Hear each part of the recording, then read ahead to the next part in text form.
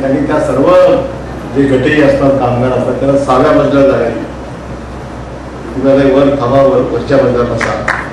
आम्ही त्याला सांगितलं की आता 6व्या मजल्यावर जरी बसले असतील आणि एखाद्याचा चप्पल जर खाली फाटला असेल किंवा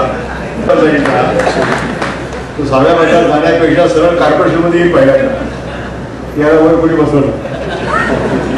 शेवटी धंदा करणाऱ्याला रस्त्याच्या जवळ पहिला निर्णय आम्ही केला की या सगळ्यांना ग्राउंड फ्लोअरवर आणा खाली, म्हणजे येणाऱ्या त्याचा धंदा मिळेल आणि लोकांची येणार जाण्यात त्या ठिकाणी सोय होईल.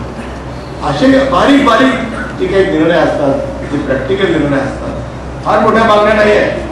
गटे कामगारांचा फार मोठा प्रश्न आपण परवा मागच्या माझ्या कारकिर्दीमध्ये आपण सोडवलेला आहे. 5 दिवस हा प्रश्न सभागृहामध्ये आणला, अनेक वेळा चर्चा झाल्या, अनेक वेळा प्रश्न निर्माण झाले. तो त्यातलं योग्य मार्ग काढून अनेकांचं पुनर्वसन या निमित्तानं महाराष्ट्र सरकार हे पुरोगामी राज्य आहे. फुले शाहू आंबेडकरांच्या विचाराला बांधलेलं राज्य आहे आणि त्यांनी दाखवलेल्या मार्गाने समता प्रस्थापित झाली पाहिजे, सर्वांना समान न्याय मिळाला पाहिजे. आणि आपण सांगितलं की शेवटी धर्मकार समाज सुद्धा हा एक मायक्रो मायनॉरिटी आहे.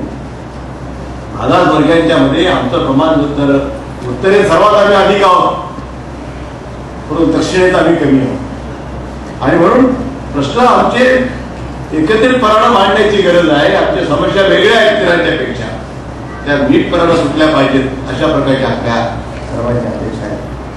आणि आचारसंहिता असल्यामुळे मला माहिती आहे की तुमची विक्रमनी सांगितलं की अगदी बरोबर आहे. फार अतिशय छोटे प्रश्न आहेत ते काही फार अगदी पाहुण्याला अडचणीत टाकणारे प्रश्न नाही. बऱ्याचदा पाहुण्याला बोलवलं जातं आणि असे प्रश्न मांडले जातात की पाहुणे अधिक अडचणीत कशी तुम्ही मात्र कुणाचीही अडचण केलेली नाही आहे. याबद्दल पहिल्यांदा तुम्हाला धन्यवाद दिले पाहिजे. विषय आहेत निश्चितपणानं एकदा ही आचारसंहिता संपल्यानंतर आपण केव्हाही येऊ शकता. आपण बसू. काही फार अवघड आहे नामकरण वगैरे मागे झाला मागे आपण काही फार या विषयाकडे लक्ष देऊ शकलो नाही कदाचित. म्हणून एक छोटे छोटे प्रश्न आहेत त्याची काही फार आज या व्यासपीठावर चर्चा करण्याची आवश्यकता नाही. परंतु मला सांगायचं एवढंच आहे की ही जी थोर संतांची जी परंपरा संत बसवेश्वर महात्मा बसवेश्वर असतील किंवा महात्मा ज्योतिराव फुले असतील, डॉक्टर बाबासाहेब आंबेडकर असतील, शाहू महाराजांचं नाव तर आपण सर्वत्र सतत सातत्याने घेत राहतो की असा हा